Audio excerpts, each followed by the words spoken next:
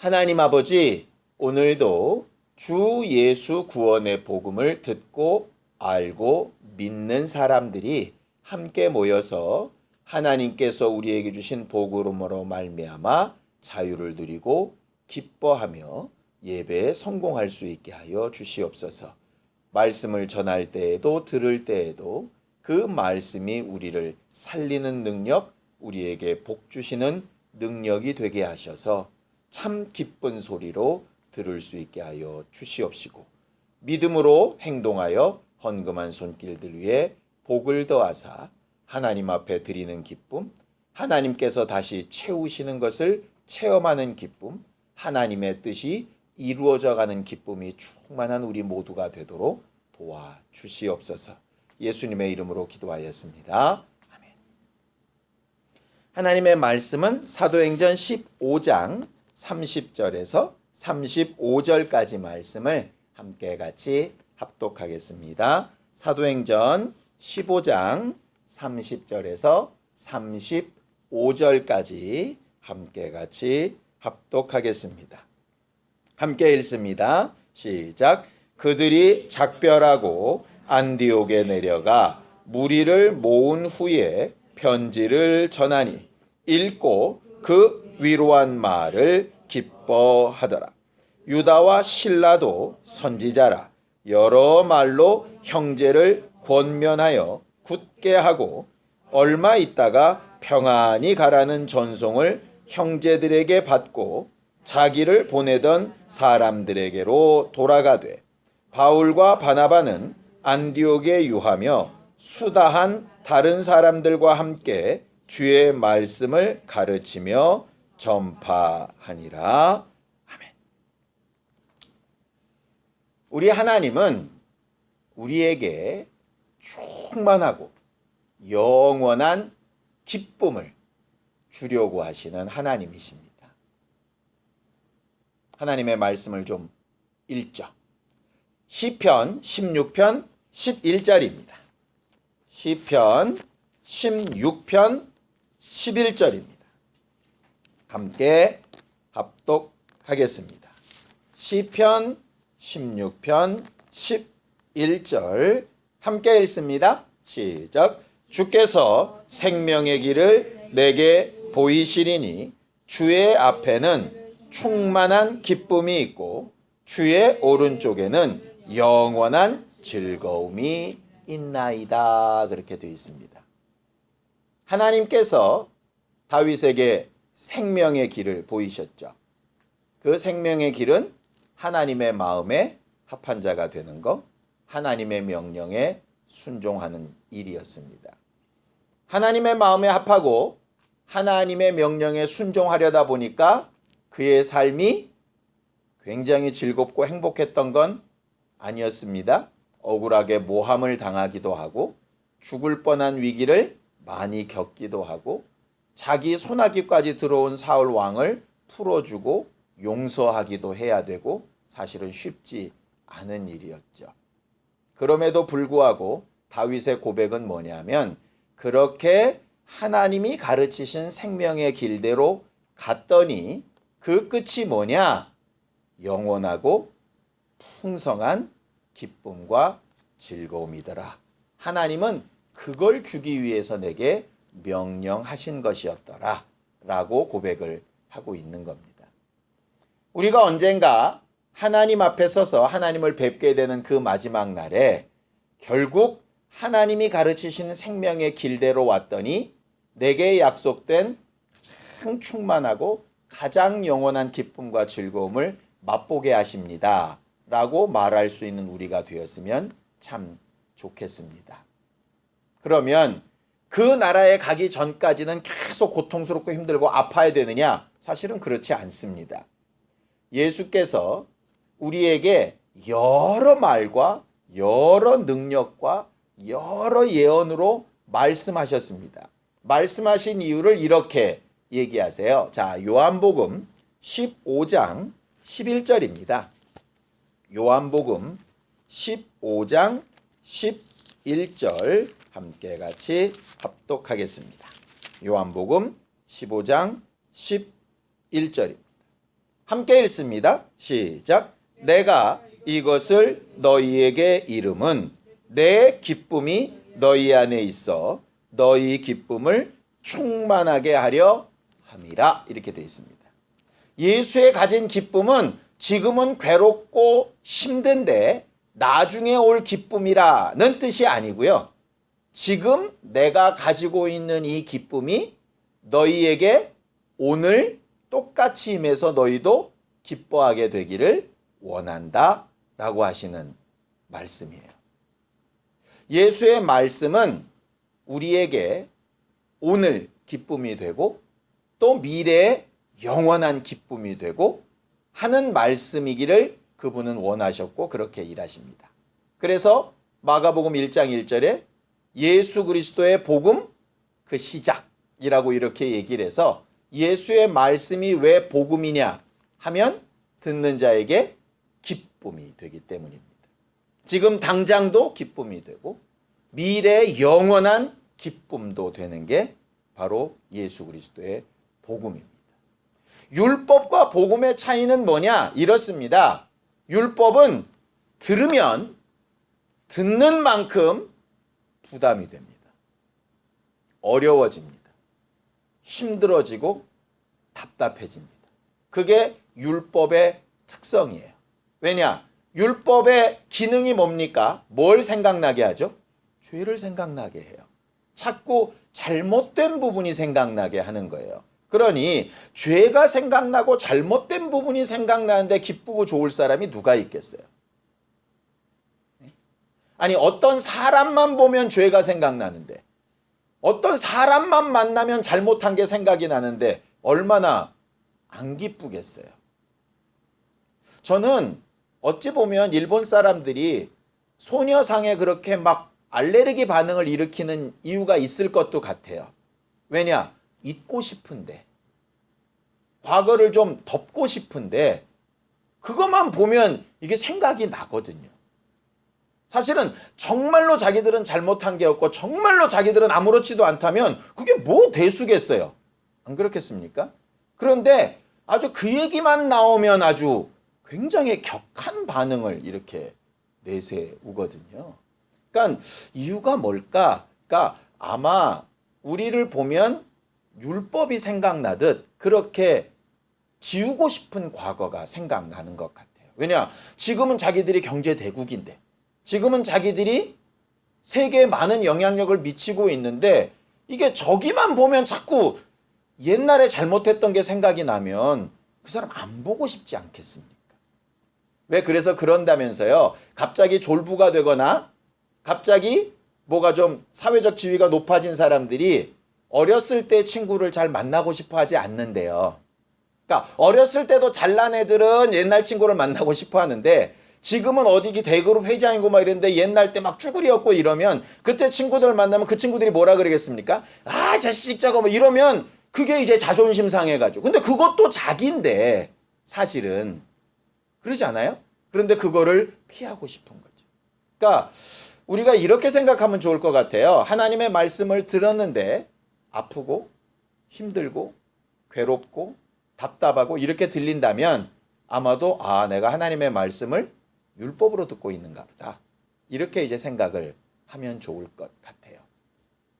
반대로 복음은 듣는 순간에 즐거워지고 행복해지고 사실은 가벼워져야 정상인 거죠.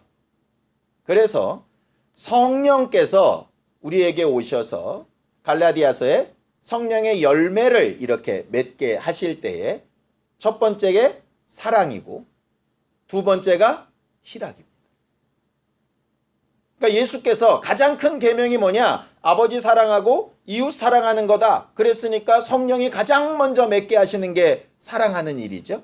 사랑하는 일 바로 그 다음에 가장 큰 계명 그 다음에 있는 게 뭐냐면 희락이에요. 그리고 나서 봤더니 그리스도 예수 안에서 너희를 향하신 하나님의 뜻이라. 첫 번째가 뭡니까? 항상 기뻐하라죠. 그러니까 사랑, 기쁨 이건 사실은 같이 가는 복음의 특성인 거예요. 억압, 괴로움 이게 이제 율법의 특성이고요. 그럼 억압되고 아파하는 이 율법을 왜 생각나게 하시냐? 없애면 좋은데. 이렇게 생각하면 좋을 것 같습니다. 하루에 8시간씩 덥고 추운 데서 꼬박꼬박 일하던 사람이 휴가를 딱 받으면 어떨 것 같으세요? 굉장히 기쁘죠. 근데 석 달여를 직장에서 잘려서 출근을 안 하던 사람이 또 오늘도 휴가라고 하면 그건 하나도 안 기쁘죠. 아니, 월급이 들어오는 상태에서 휴가를 가라 그래야 기쁜 거지, 아무것도 없는데 휴가를 가라 그러면 뭐가 기쁘겠어요. 그러니까 사실 율법은 도구이고요. 정말 하나님께서 주고 싶은 건 복음이죠. 그래서 중간에 율법으로 인한 답답함, 율법으로 인한 어려움 있을 수 있습니다. 마치 다윗이 하나님의 명령, 그 생명의 길을 지켜가기 위해서 잠깐 어려웠던 것처럼, 그런데 그 이후에 이게 복음으로 바뀌어야 신앙생활이 되는 거거든요. 우리가 계속 예루살렘 회의 때 상황을 보고 있는데, 이 예루살렘 회의 때 상황이 이래서 문제가 됐던 겁니다. 이방인들이 처음엔 하나님도 모르고 하나님을 섬기는 예도 모르고 예수도 모르고 자기들이 죄인인지도 몰랐어요. 그렇죠? 그래서 마음대로 살았어요. 이방신을 섬기면서. 그러다가 바울과 바나바를 만나고 그들에게서 죄가 뭔지, 자기들이 알고 있는 것이 얼마나 소망 없는 일인지 알게 되었죠. 아주 잠깐이었을지 모르지만 그들은 낙심도 맛보고 답답함도 맛보고, 그래서 어찌할꼬 이렇게 묻게 되는 그 짧은 시간을 아마 겪었을 겁니다. 하루살이한테는 엄청나게 긴 시간이겠지만 영생을 사는 사람에게는 굉장히 짧은 답답한 시간이었을 거예요. 그리고 나서 바울과 바나바가 예수를 전하고 은혜를 전했을 때 그들이 기쁨으로 받고 예수를 믿는 감격으로 행복했죠. 그렇죠? 그 다음에 하나님의 말씀이 예루살렘 교회에서 온 사람들을 통해서 또다시 전해졌을 때 율법이 짐으로 지어지고 또 답답함에 빠지게 됐습니다. 그것이 잘했냐 잘못했냐 보통 이렇게 판단을 하는데 상황은 그렇지 않은 거예요. 또 답답했으면 뭘로 풀면 되는 거예요? 복음으로 다시 풀면 되는 거예요. 오늘 성경에 보면 이렇게 되어 있습니다. 자, 30절 31절을 좀 읽어보겠습니다. 30절 31절 함께 읽습니다. 시작. 그들이 작별하고 안디옥에 내려가 무리를 모은 후에 편지를 전하니 읽고 그 위로한 말을 기뻐하더라. 이렇게 되어 있습니다. 거기 여러분들 혹시 난하주가 있는 성경이 있으면 위로라고 하는데 뭐라고 되어 있습니까? 권면 이렇게 되어 있죠. 그 밑에 보면 32절에 유다와 실라가 여러 형제를 권면했다 되어 있는데 거기는 또 뭐로 되어 있습니까? 위로 이렇게 되어 있죠. 그러니까 권면이라는 말과 위로라는 말이 같다는 뜻이에요. 그러니까 이런 말입니다. 우리가 생각하는 흔히 위로는 이런 거예요. 괜찮아 괜찮아 괜찮아. 이게 위로죠. 그렇죠? 권면은 뭡니까? 이렇게 해잖아요. 그러니까 우리는 위로는 그대로 있어 괜찮아 이게 위로라고 생각을 하고, 권면은 어떻게 너를 좀 바꿔봐 이렇게 생각하는 걸 권면이라고 생각하는데, 성경이 말하는 건 이 두 가지가 합쳐져 있다는 거예요. 그냥 괜찮아가 아니에요. 너 이렇게만 하면 괜찮아져 이 얘기예요. 권면도 마찬가지예요. 이래야지 저래야지 이게 권면이 아니고, 너 이렇게 하면 살 수 있어. 너 이렇게 하면 좋아질 수 있어. 너 괜찮아 잘하고 있어. 이게 권면인 거예요. 근데 우리는 흔히 권면은 내가 에이 저렇게 하면 안 되지 이렇게 해야지 이게 권면이라고 착각을 하고, 위로는 그냥 무작정 좋다고만 하는 게 위로라고 착각을 하는 거니까, 위로와 권면은 사실 같은 말이에요. 그러니까 예수 믿고 하나님의 법과 무관하게 다시 지 육체대로만 사는 건 옳지 않잖아요. 그렇게 살면 옳지 않아 로만 끝나면 성경이 말하는 권면이 아닌 거죠. 뭐냐? 너 그렇게 사는 게 틀렸어 하면 그 사람이 기분이 좋을까요? 나쁠까요? 나쁘죠? 그러면 그걸 뭐로 한 거냐? 율법으로 한 거예요. 근데 진짜 권면은 뭐냐? 너 지금 그렇게 사는 것보다는 이렇게 하면 네게 훨씬 더 유익하고 네가 더 잘할 수 있어. 너 잘하고 있는 거야. 남들도 다 겪었던 길이야. 크게 잘못된 게 아니라 여기서 요렇게만 하면 돼. 너 그러면 살 수 있어. 이게 위로 곧 권면 복음이에요. 그래서 똑같은 말이에요. 이게 똑같은 말. 지금 그렇게 살면 안 된다. 이거는 똑같아요. 이렇게 해야 된다. 도 똑같아요. 그런데 이 똑같은 말을 율법으로 말할 수도 있고 복음으로 말할 수도 있는 거예요. 재밌지 않습니까? 그래서 이렇게 되는 겁니다. 나는 할 말을 했어. 옳은 말을 한 거야. 그랬는데 이게 율법일 수 있고요. 틀렸다는 게 아니에요. 율법일 수 있고요. 어쩔 때는 무작정 좋다고 한 게 아니라 그렇게 하면 안 돼 라고 얘기를 했는데도 복음으로 말할 수 있다. 예수는 그렇게 하신 거예요. 그래서 예수께서 오셔서 이렇게도 하시잖아요. 어쩔 때는 다 들어엎기도 하시고 야단을 치기도 하시고 꾸짖기도 하시고 눈물도 흘려주시고 위로하기도 하시는데 결과는 항상 뭐냐? 결과는 이렇게 해서 살으라는 거예요. 살 수 있다는 거예요. 결론이. 그러니까 말이 똑같은 말이 다른 게 너 그렇게 하면 안 돼. 와. 너 이렇게 하면 살 수 있어는 똑같은 내용인데 전혀 다른 말인 거죠. 우리가 들어야 될 말이 우리가 전해야 될 말이 결국 그래서 복음이 되게끔 해야 하는 거예요. 제가 설교를 준비하면서 그래서 설교자가 되게 중요하구나 이런 생각을 다시금 했어요. 저는 자꾸 설교자가 뭐냐? 그냥 다 각각 성경을 알아듣는 것이지 그냥 보조 도구지 무슨 능력이 있어? 자꾸 이렇게 권위를 깎아내리는 일이 훨씬 되게 유익한 일이라고 생각을 했는데 오늘 설교를 준비하면서 어떤 생각이 들었냐면 똑같은 하나님의 말씀을 설교자가 율법으로 전해서 아주 더럽게 기분 나쁘게 만들 수도 있고 복음으로 전해서 똑같은 말씀으로 살아날 수 있는 힘이 펄펄 솟아나게도 할 수 있겠다는 거예요. 반대도 있습니다. 여기서 잘못 얘기했어도 듣는 사람이 복음으로 들으면 복음이 되는 거죠. 예수께서 복음을 얘기하셨는데도 바리새인이나 서기관들은 그걸 뭐로 듣냐면 복음으로 안 듣는 거예요. 기분 나쁜 거예요. 자기들에게 도전하는 말로 듣는 거예요. 그러니까 이런 거죠. 전하는 사람 책임 100%, 듣는 사람 책임 100%인 거예요. 우리는 자꾸 한쪽 책임을 묻고 싶은데 사실은 양쪽 다 책임인 거예요. 그러니까 전하는 자는 100% 복음이 되도록 전하려고 해야죠. 복음이 전하려고 하려면 어떻게 되느냐? 이 안에 복음이 있어야 나오지 않겠습니까? 예수는 이렇게 말씀하셨습니다. 우리가 입 밖으로 말을 하는 것은 모두 다 마음에 가득한 것이 입으로 나온다. 이렇게 되어져 있어요. 사람들이 속일 수 있어요. 이 마음에 아닌데 겉으로 이렇게 달콤한 말로 속일 수는 있어요. 그러나 그 거짓말은 언젠가는 들통이 나게 돼 있어요. 결정적인 순간에 드러나니까. 그러니까 마음에 가득한 것이 제대로 복음이 되려면 사실은 내가 복음으로 채워져 있어야지.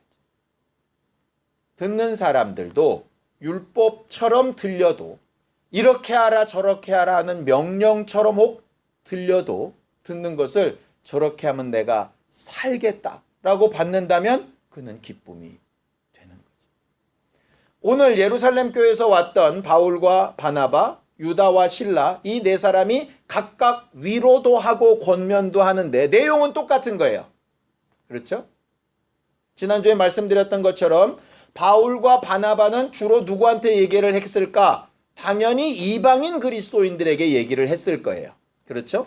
유다와 실라는 누구한테 얘기를 했을까? 주로 예루살렘 교회에서 가가지고 사고를 일으킨 사람들을 얘기를 했겠죠. 왜? 그래야 말이 통하겠으니까.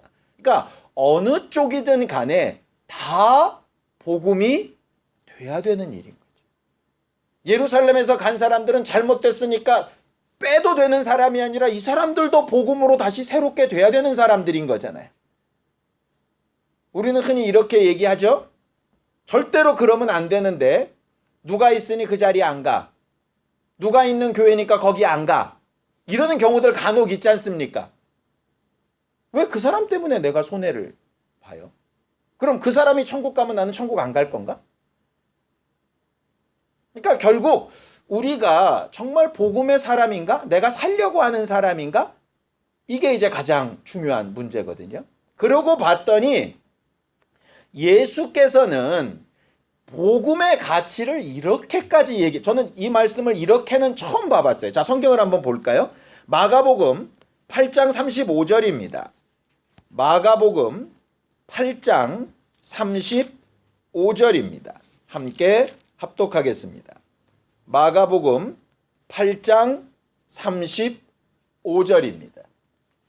함께 읽습니다. 시작. 누구든지 자기 목숨을 구원하고자 하면 잃을 것이요 누구든지 나와 복음을 위하여 자기 목숨을 잃으면 구원하리라. 이렇게 되어 있습니다. 우리는 흔히 이렇게 얘기하죠. 구원을 얻기 위해서 신앙의 고백은 순교까지도 감당될 만해야 된다. 예를 들어 누가 내게 목에 칼을 대고 예수를 부인하면 살려주겠다 라고 말을 한다면 나는 어떻게 해야 될 것인가? 예수를 부인하고 목숨을 살릴 것인가? 아니면 내가 목숨을 잃더라도 예수를 부인하지 않을 것인가? 이게 믿음의 척도로 우리가 보통 보잖아요. 목숨보다 귀한 예수라고 얘기하지 않습니까? 예수를 위해서는 목숨까지도 버릴 수 있어야 된다. 이렇게 얘기하지 않습니까? 그런데 거기는 나와 복음 이렇게 돼 있어요.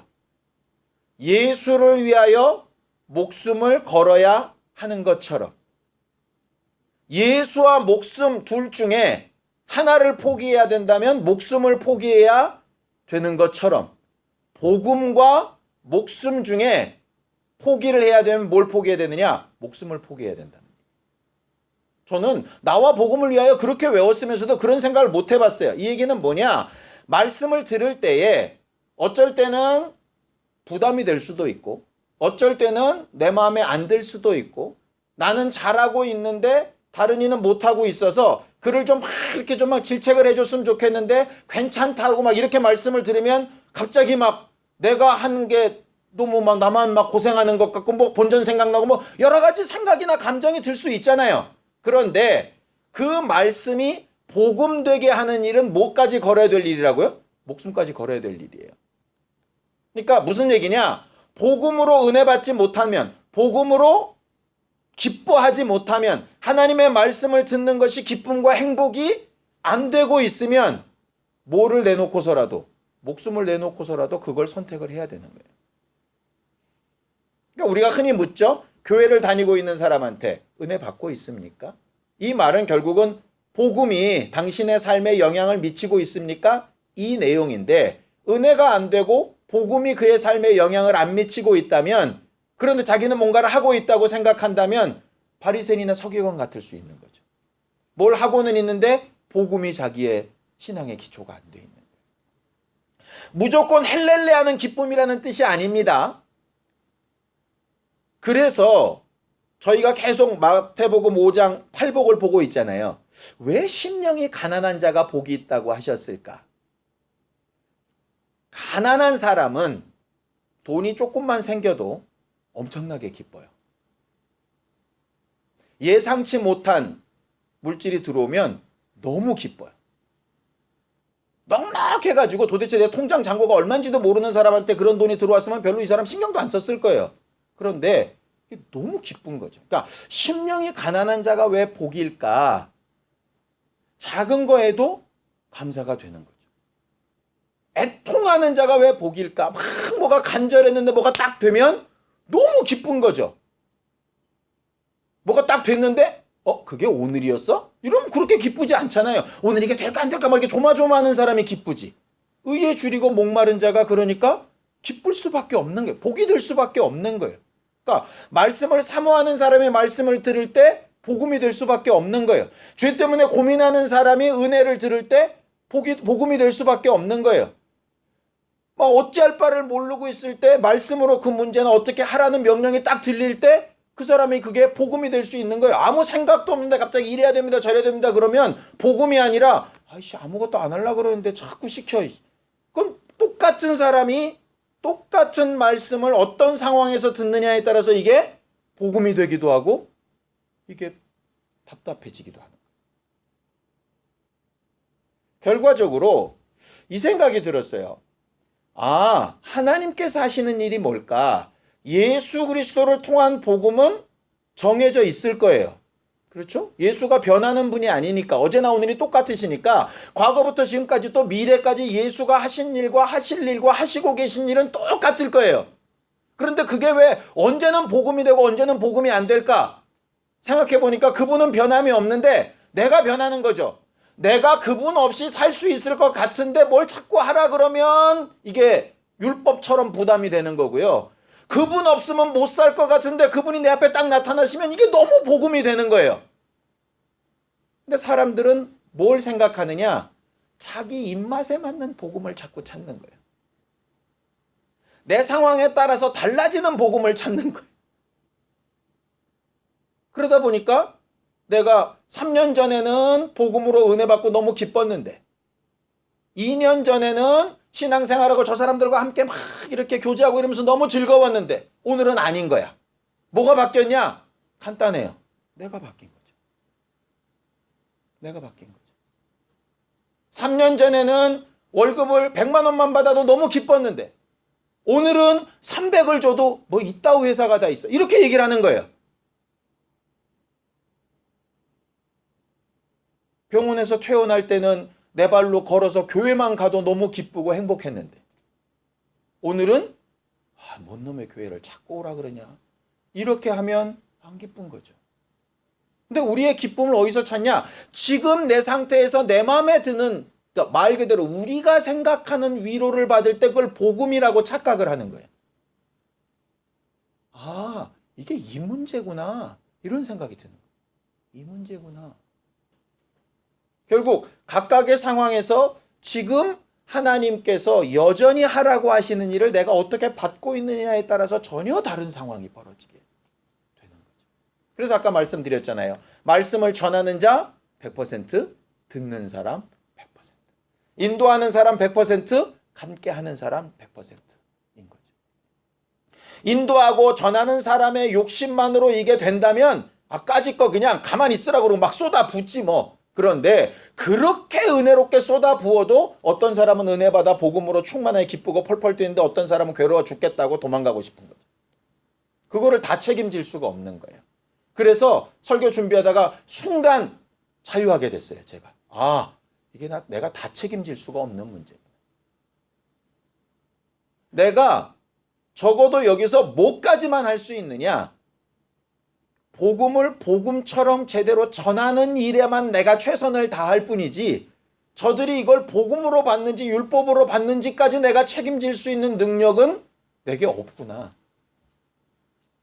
빌미를 만들지 않아야 되는 그것은 내게 있는데 그 모든 걸 내가 책임질 수 있는 능력이나 자격이나 내게 그걸 말씀하신 적은 없구나. 반대의 경우도 마찬가지. 여러분들이 말씀을 듣고 신앙생활에 나갈 때 여러분들이 여러분들 스스로 볼 때 여러분들이 또 다른 사람들을 볼 때 똑같은 내용인 거죠. 나는 과연 복음을 복음으로 받고 있나? 또 내게서부터 나오는 말이 복음이 맞나? 나는 복음이라고 말하고 있는데 저 사람에게는 혹시 복음이 아닐 수 있지 않을까? 이런 것들이 사실 있는 거죠. 그래서 신앙생활 맨날 시시낙낙하면서 하는 것은 아니지만 잠깐의 고민 뒤에 다시 기쁨으로, 다시 잠깐의 좀 어려움 뒤에 다시 기쁨으로 이렇게 돌아가는 일은 굉장히 필요합니다. 이게 만약에 계속해서 못 돌아가고 헤매고 있다면 뭔가 문제가 생긴 거예요. 쉽게 얘기해서 리더의 문제가 생겼든 내게 문제가 생겼든 어느 쪽에는가 문제가 생긴 거예요. 이 문제를 그냥 넘어가면 안 되는 거예요. 해결을 해야 되는 거예요. 예루살렘에 사람을 보내든 초청을 해서 위로를 받든 권면을 받든 회개를 하든 뭐 어떻게든 이걸 바꿔야 되는 거예요. 그런데 늘상 괜찮다고 생각하고 그냥 가는 거예요. 그러면 점점 복음에서 멀어지는데 자기는 복음에서 멀어지는지 모르는 거예요. 의무감으로 하고 있는 거예요. 목회도 복음으로 하지 않고 의무감으로 하면 결국 내게서 나오는 게 율법밖에 안 나오겠다. 성도들도 신앙생활을 복음으로 하지 않으면 결국 남는 건 율법밖에 안 남겠다. 왜 자기 의들이 이렇게 드러날까? 간단해요. 복음이 영향을 못 미치니까 자기 의밖에 안 나옵니다. 일본처럼 이게 그냥 복음으로 맞다. 우리 이렇게 잘못했으니까 지금 우리 이렇게 살면 안 돼. 이렇게 변하면 되는데 우리가 그래도 예전에 다 해줬잖아. 이런 의밖에 안 나오는 거야. 이걸 인정 안 하니까. 복음이 복음돼야 되는데. 진짜 복음은 뭘까? 우리 안에 충격이 돼서 들어오더라도 우리를 기쁨으로 바꿔주는 것이어야 하거든요. 이것을 성경은 성장이라고 말해요. 자, 골로새서 1장 6절 한 절만 더 읽겠습니다. 골로새서 1장 6절입니다. 함께 읽습니다. 골로새서 1장 6절입니다. 복음에는 이런 능력이 따릅니다. 함께 읽습니다. 시작. 이 복음이 이미 너희에게 이름에 너희가 듣고 참으로 하나님의 은혜를 깨달은 날부터 너희 중에서와 같이 또한 온 천하에서도 열매를 맺어 자라는 도다. 복음은 자라나게 만드는 일을 하는 거예요. 우리 자신을 좀 더 하나님 앞에 가깝게 가게 만드는 거예요. 좀 더 하나님의 얼굴을 뵙는 일이 기뻐지게 만드는 게 복음의 역할이에요. 나는 과연 복음의 사람인가? 예배하고 과연 기쁜가?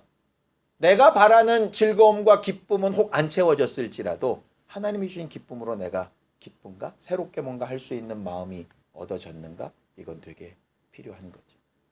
세 번째 복음의 특성이 뭔가 복음으로 내 안에 충만하게 되어지면 그 다음부터는 내가 어떻게 해야 될까를 결정하게 되죠.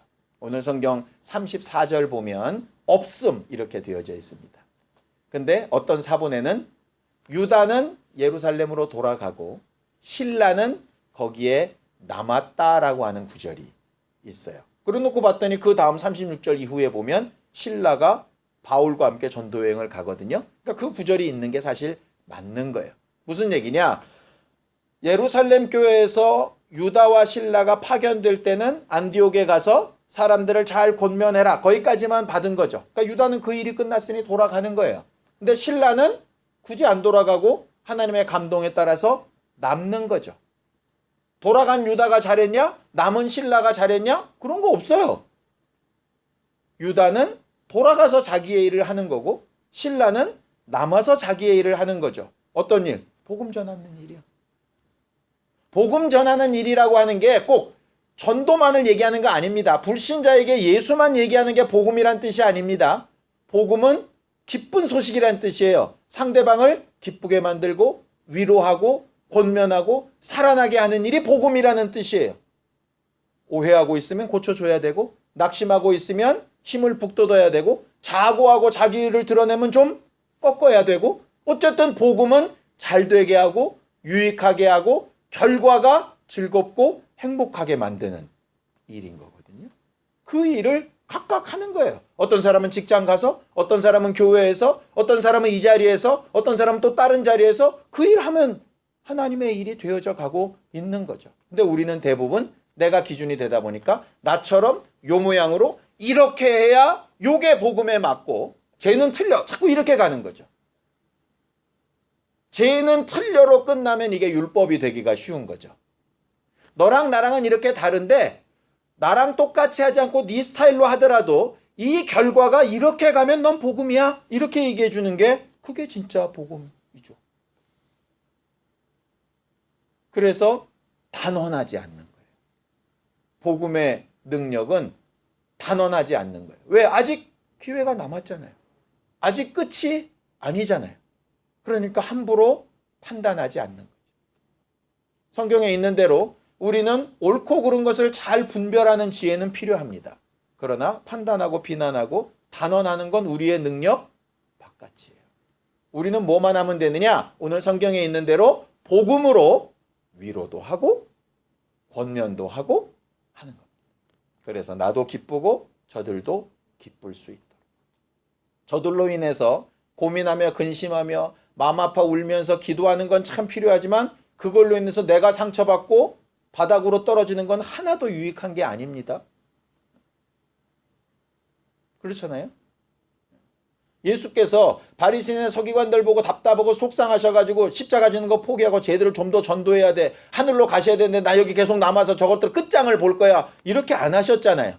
그분은 그분의 일을 하시는 거예요.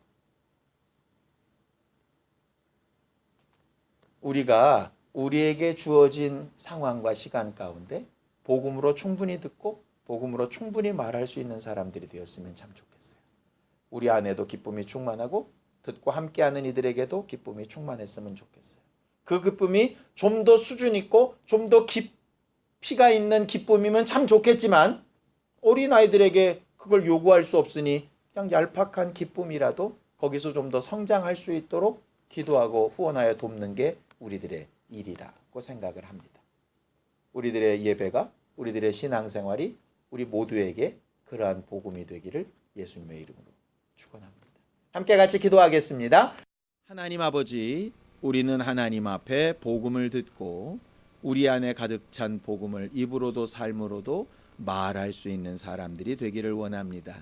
하나님이 우리에게 약속하신 영원하고 풍성한 기쁨과 즐거움이 우리 안에 있음을 알고 그를 위하여 주 예수의 말씀을 듣고 주님의 기쁨으로 풍성한 사람들로 신앙생활 할 수 있게 되기 원합니다. 우리의 마음과 생각에 원수가 가져다 주거나 우리 마음의 욕심을 따라 어그러진 부분들이 말씀으로 해결함을 얻게 하여 주시옵시고 하나님의 말씀과 은혜를 사모하는 심령에 채우시는 주의 능력과 위로와 권면으로 말미암아 우리가 살 길을 찾고 새롭게 되어지며 온전하게 되어지고 기쁘고 행복하게 되어지도록 우리 심령들을 주장하여 주시옵소서. 이제는 우리 주 예수 그리스도의 은혜와 하나님 아버지의 극진하신 사랑과 성령님의 감동하시고 함께 하시는 분명한 증거가 복음을 잘 듣고 또 전하기를 원하는 우리 모두 위에 이제부터 영원까지 함께 있을지어다. 아멘.